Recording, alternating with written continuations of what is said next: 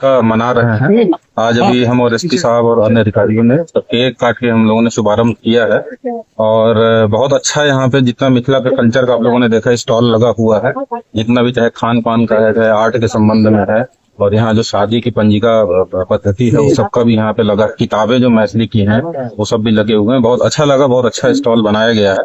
और मैं सभी लोगों से अनुरोध करूंगा, मिथिला वासियों से, कि लोग आएं, देखें। आप लोग तो जो पुराने लोग हैं वो सब तो जानते ही हैं पुराने आर्ट संस्कृति के बारे में। जो युवा लोग हैं वो लोग भी आके देखें, ताकि हमारा जो पुरानी संस्कृति रही है, आर्ट रहे है, वो सब तो आगे भी जीवित रहे। और मिथिला महोत्सव के उसमें आज शाम को सांस्कृतिक कार्यक्रम होगा, जिसका उद्घाटन हम लोग 5 बजे रखेंगे। उसमें भी मैं सभी मिथिला वासियों को मैं आमंत्रित करता हूँ।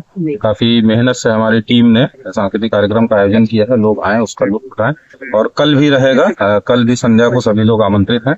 मैं इस अवसर पे सभी मधुबनी जिला वासियों को, मिथिला वासियों को मिथिला महोत्सव की ढेर सारी शुभकामनाएं देता हूँ। बहुत बहुत ठीक।